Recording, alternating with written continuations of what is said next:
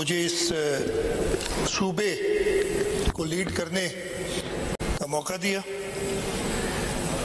میں اپنی بجٹ کی وائنڈنگ اپ جو ایکچوئل ہوتی ہے اس کو شروع کرنے سے پہلے یہ تھوڑے سے ریسنٹ واقعات ہوئے ہیں، خاص طور پہ پاکستان اور بھارت کا جو جنگ ہوئی تھی اس کے بارے میں، اور مور ریسنٹلی جو ابھی ایران اسرائیل وار جس میں اب امریکہ بھی کود چکا ہے، کہتا ہے کہ جی ہم وار میں کودے نہیں ہیں لیکن کود چکا ہے، اس کے بارے میں کہنا چاہوں گا۔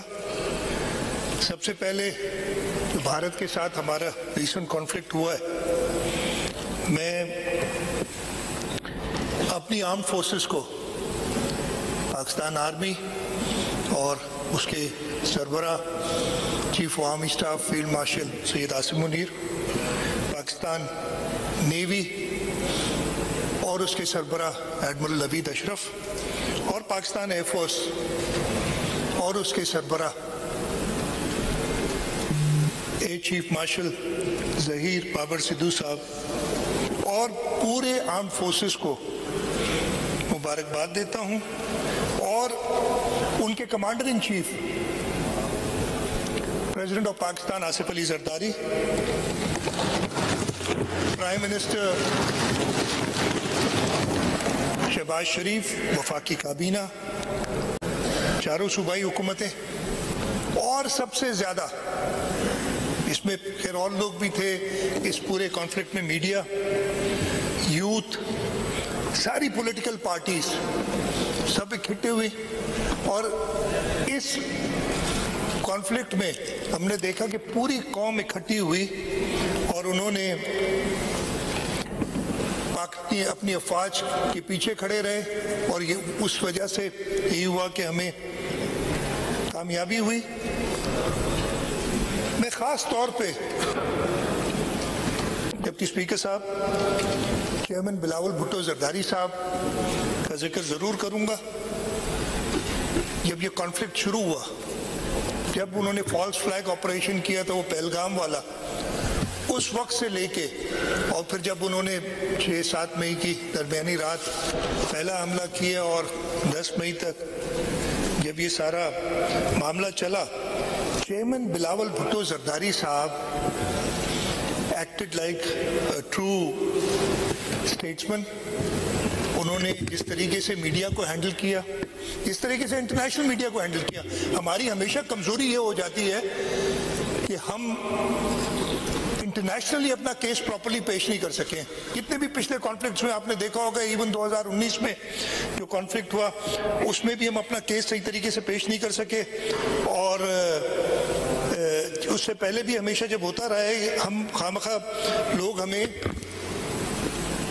لے جاتے ہیں ایک ٹیررسٹ اسٹیٹ کی طرف، لیکن اس دفعہ جس افیکٹولی چیئرمین بلاول بھٹو زرداری صاحب نے اپنا موقف پیش کیا، اپنے ملک کا موقف رکھا، میں ان کو مبارکباد دیتا ہوں۔ اس کے ساتھ ساتھ جب جنگ ختم ہوئی، ہندوستان نے، بھارت نے اپنی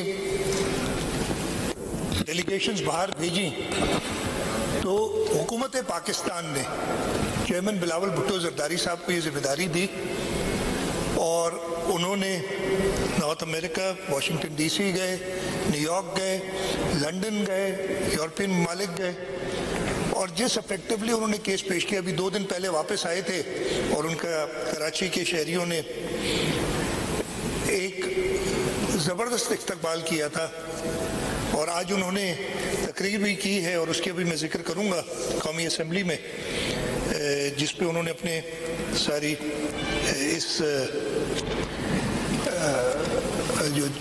ان کی جو ٹور تھا اس کے بارے میں بتایا۔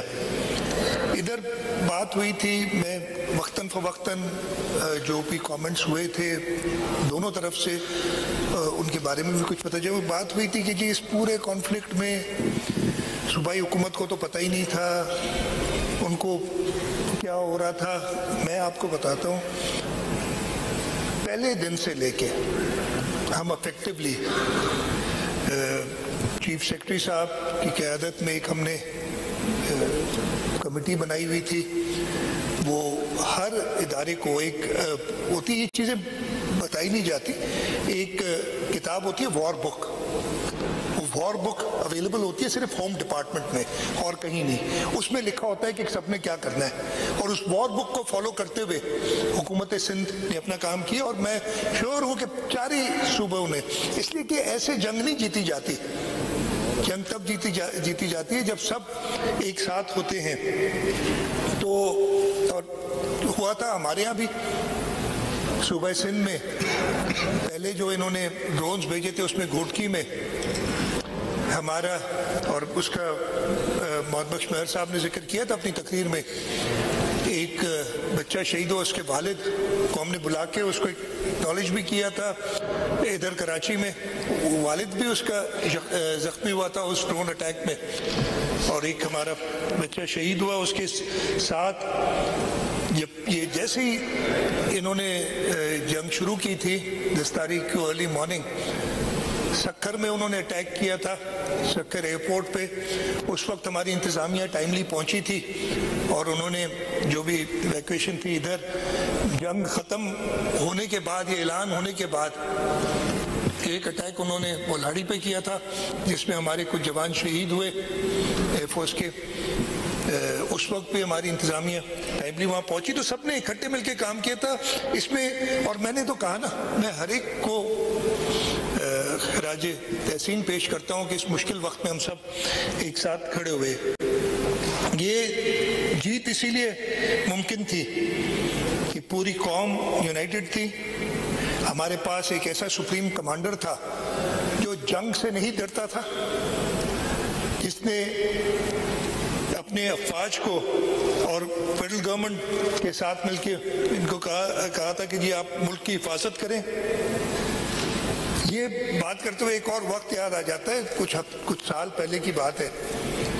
ایسا ہی ایک وقت آیا تھا، اور اس وقت قومی اسمبلی میں کھڑے ہو کے اس وقت کے وزیر اعظم نے کہا تھا کہ میں کیا کروں، کیا میں حملہ کر دوں. یہ سب کو یاد ہوگا، ایسی بات اس وقت نہیں تھی.